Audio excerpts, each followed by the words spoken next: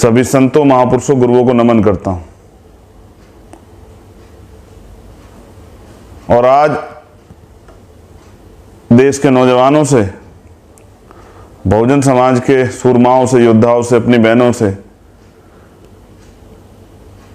अपनी पार्टी संगठन के कार्यकर्ता पदाधिकारियों से सबसे एक बात करना चाहता हूं। और मैं बात करना चाहता हूं देश के विपक्ष से भी, हर सब लोगों से जो लोग देश के अंदर काम कर रहे हैं। और ये मेरी तकलीफ है, मगर मैं तकलीफ आपसे शेयर करना चाहता हूं। हम दिल्ली में, लेकिन अपनी खुशी से नहीं। हम लखीमपुर खीरी थे और लखीमपुर खीरी भी किसी खुशी के उत्सव में नहीं गए थे। हम गए इसलिए थे कि वहां मानवता का, देश के अन्नदाता का कत्ल हुआ। और सब लोगों की जिम्मेदारी बनती है कि जब अन्याय हो तो वो न्याय के लिए आवाज उठाएं। और ये सफर है लखनऊ से लखीमपुर खीरी तक का, उस गांव तक का जहां, जिस गांव में भारतीय जनता पार्टी के नेताओं ने जलियांवाला बाग जैसा हादसा दोहराया और इतिहास में खून के पन्नों को दोबारा से उजागर किया। मैं अपनी बात क्यों रख रहा हूं, ये आपको समझ आएगा। किसी चोर लुटेरे ने कुछ नहीं किया है। एक राजनीतिक व्यक्ति ने, जो सत्ता के शीर्ष पे बैठा हुआ है, जो केंद्र की सरकार में राज्य मंत्री है, केंद्रीय राज्य मंत्री है और भारत का प्रतिनिधित्व करता है, उसके द्वारा साजिश से सब कुछ हुआ है। हम 9:30 बजे लगभग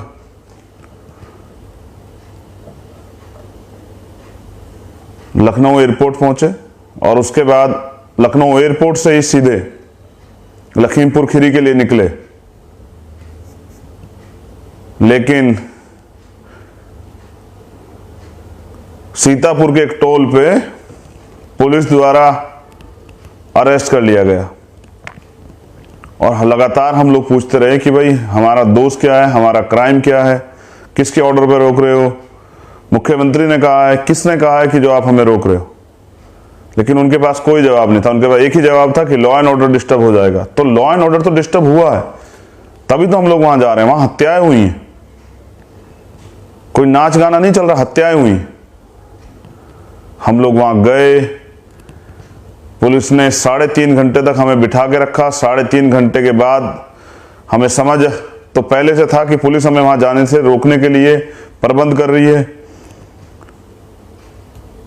तब तक वो कह रही थी कि हम बात कर रहे हैं, उच्च अधिकारियों से बात हो जाएगी तो फिर आपको अगर परमिशन मिल जाएगी तो आप चले जाना।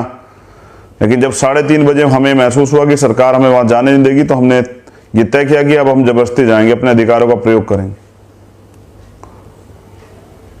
और फिर हमने ये भी समझदारी दिखाई कि हमने कहा कि हम जा ही नहीं, हम तो लखनऊ जा रहे हैं, आप हमें लखनऊ जाने दें। तो जिद के बाद वो हमें लखनऊ बॉर्डर तक छोड़ के गई पुलिस, अपने साथ अपनी गाड़ियों में बिठा के। लेकिन जैसा मैंने लाइव में भी कहा था, वहां जब मैंने रात को 2 बजे लाइव कहा था कि हम वहां जरूर जाएंगे, तो हमारी टीम ने वहां प्लान किया। और वो प्लान ये था कि हम मोटरसाइकिल के जरिए वहां जाएंगे। मुझे नहीं पता था कि कितना लंबा रास्ता है और किस तरह के रास्ते से गुजरना पड़ेगा। हम लोग वहां पहुंचे, 7 घंटे की मोटरसाइकिल से उबड़ खाबड़, नदी के रास्ते से, डैम के रास्ते से होते हुए, जंगल के रास्ते। बाद में एक अधिकारी ने, जिसके साथ मुझे पुलिस हिरासत में, जिसके साथ मुझे लेके आ गया, उसने मुझे बताया कि आप चंद्रशेखर भाई, आपको जानकारी नहीं, जिस रास्ते से आप गए थे उस रास्ते पे वहां शेर, चीते घूमते रहते हैं। उस जंगल में तमाम तरह के पशु पक्षी हैं और आपने जो रिस्क लिया, आपको नुकसान हो सकता था। लेकिन तब मेरे दिल में एक ही बात थी कि अगर आज उस अन्याय जहां हुआ, उस जगह पे उस किसान शहीदों को नमन करने मैं नहीं पहुंच पाया, तो शायद मैं खुद से आंख ना मिला पाऊं। हम वहाँ पहुँचे, किसान परिवारों से मिले, उनकी बात सुनी, किसान शहीदों को नमन किया, पंचायत के बीच में बैठे। लेकिन फिर अचानक से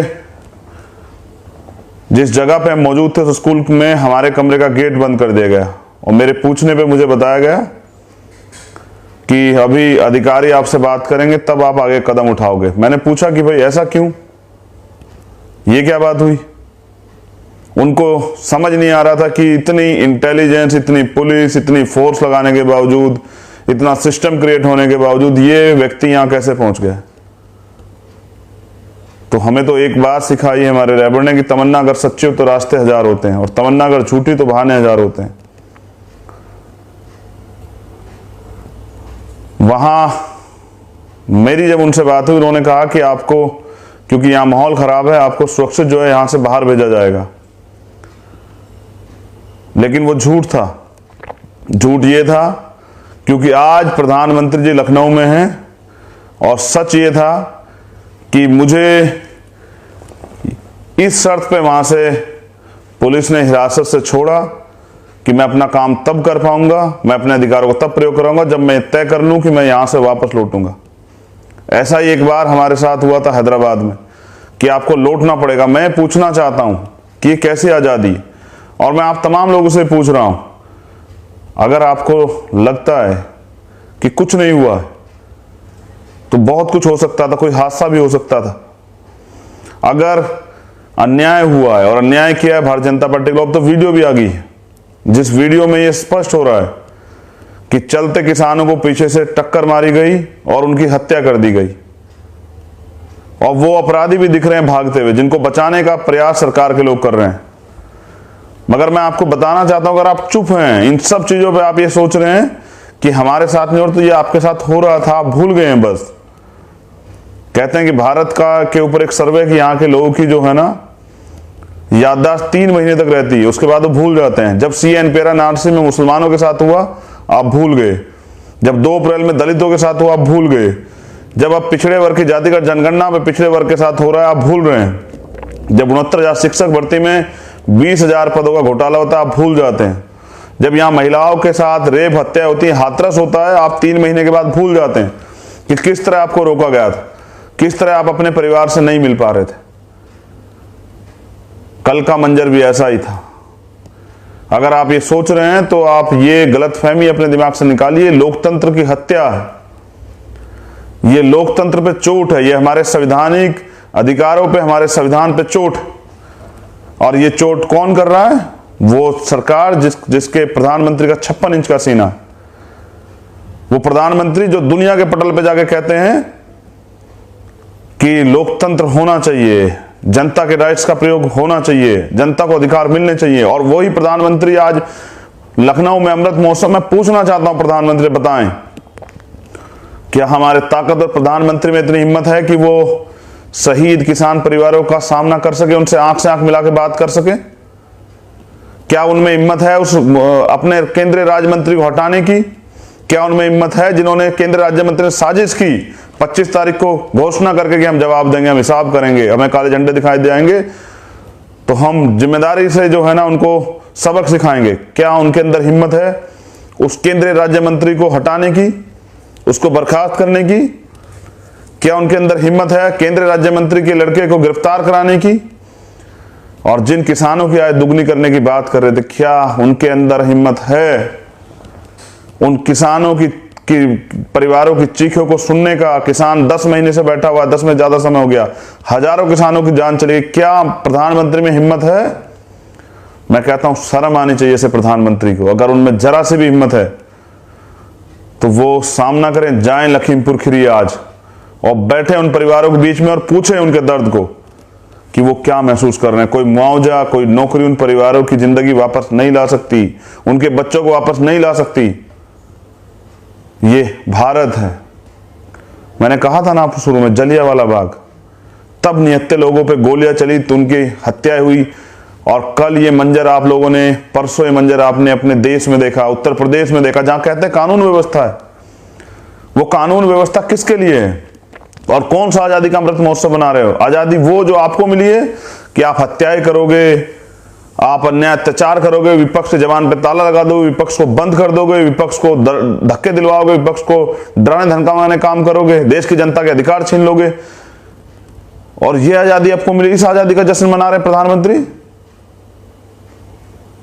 क्या उत्तर प्रदेश के मुख्यमंत्री जो कानून व्यवस्था की बात करते हैं, तो आपके मंत्री कानून को कुचल रहे हैं, किसानों की आवाज को कुचल रहे हैं, किसानों को कुचल रहे हैं।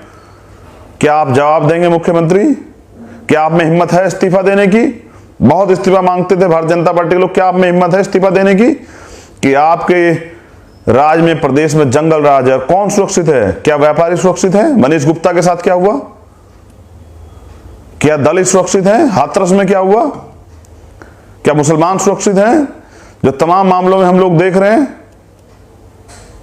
क्या महिलाएं, बेटियां सुरक्षित हैं? कोई सी घटना उठा के देख लीजिए, कौन सुरक्षित है? क्या किसान सुरक्षित हैं? अब तो सीधे किसानों के कत्ल हो रहे हैं। तो मैं समझता हूं ये झूठी आजादी का जश्न मनाने वाले भारतीय जनता पार्टी के लोग, ये देश की जनता को समझना चाहिए, जश्न मना रहे हैं। इस देश के सिस्टम को खत्म करके, इस देश की आजादी को खत्म करके, इस देश के संवैधानिक मूल्यों को खत्म करके, इस देश के संविधान में जो अधिकार मिले उनको खत्म करके उसका जश्न मना रहे हैं भारतीय जनता पार्टी के लोग। और निर्लज्ज, निर्दयी, क्रूर प्रधानमंत्री और उत्तर प्रदेश के मुख्यमंत्री हंस रहे हैं लोकतंत्र की हत्या पे। क्या मुख्यमंत्री पे हिम्मत है उन परिवारों का सामना करने की, जाके उन परिवारों के सामने खड़े होने की और उनसे बात करने की, उनसे आंख में आंख मिला के जवाब देने की कि क्यों हुआ ये सब चीजें? किसी गुंडे मवाली ने नहीं किया, उनके लोगों ने किया है। इन हत्याओं का जवाब देना पड़ेगा। और मैंने कहा ना, मैं यहां इसलिए हूं क्योंकि प्रधानमंत्री को वहां आजादी का जश्न मनाना है, और आजादी के जश्न में चंद्रशेखर आजाद उनके सामने चट्टान की तरह खड़ा है कि वे झूठी आजादी जिसमें हमें अधिकार नहीं, ये जश्न नहीं होगा। उनको पता है कि ये आदमी सारे सिस्टम पे नहीं रुका, ये अकेला आदमी चला गया 4 मोटरसाइकिल लेके।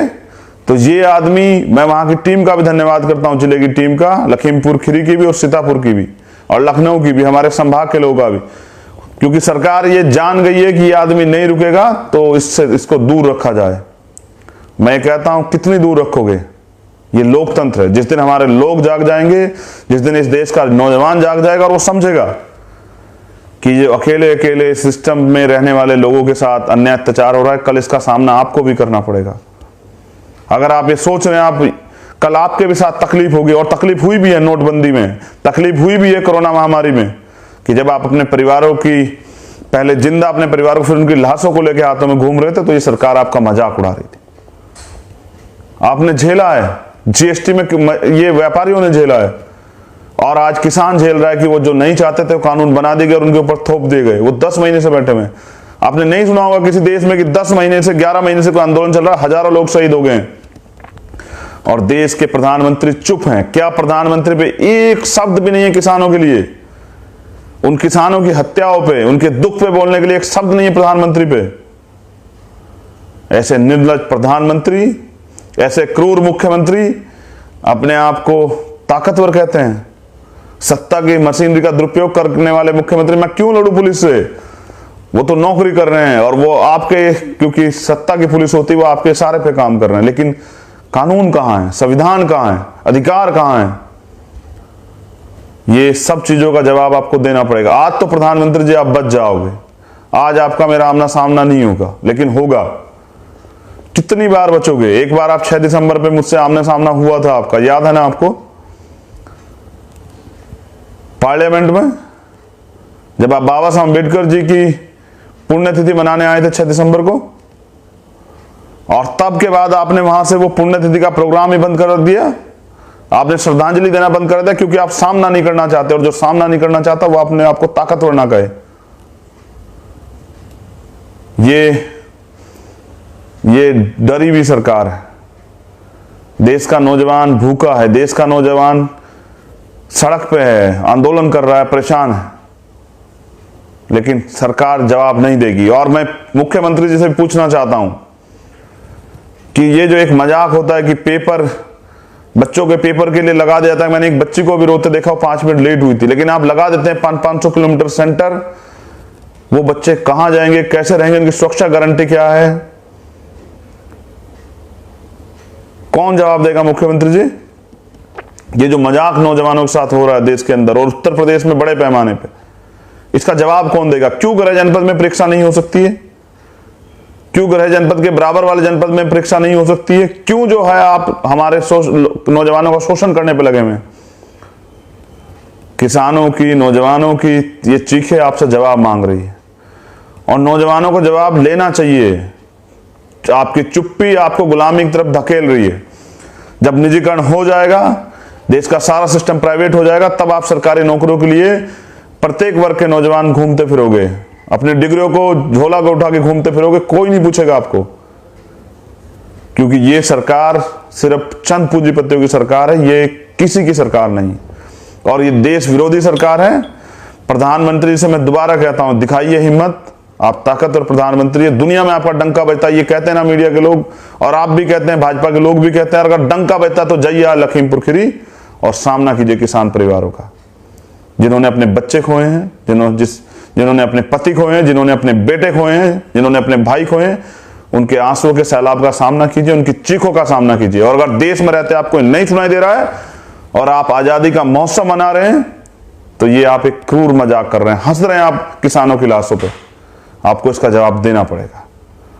जय भीम, जय भारत, आप सबके लिए मंगल कामनाएं। हम 9 तारीख को माननीय काशीराम साहब का, क्योंकि वो परिनिर्वाण तो 8 तारीख को है, एक समय आएगा वो 8 तारीख पे मनेगा भी, लेकिन 9 तारीख को हम लोग जिला स्तर पे, जैसे भी स्टेट के लिए ऑर्डर हुए, लेकिन देश के लिए जिला स्तरीय, प्रदेश स्तरीय आप कार्यक्रम करके, विचार गोष्ठियां करके अपने महापुरुषों के विचारों को सुने, पढ़ें, उन पे अमल करें, उनके सिद्धांतों को अपनाएं, क्योंकि माननीय काशीराम साहब का सपना, बाबा साहब अम्बेडकर का सपना अधूरा है। उसको पूरा करने के लिए आप संकल्प लें, उस दिन विचार गोष्ठियां करें, संकल्प लें और जानें और उनके कारवा को आगे बढ़ाने में मदद करें। बहुत बहुत धन्यवाद। जय भीम, जय भारत, जय संविधान। लड़िए, अगर आप लड़ नहीं सकते, जो लोग लड़ रहे हैं उनका साथ दीजिए, अन्याय खिलाफ आवाज उठा रही है, गुलामी बर्दाश्त मत कीजिए, वरना कब ये गुलामी आपको जकड़ लेगी आपको एहसास नहीं होगा।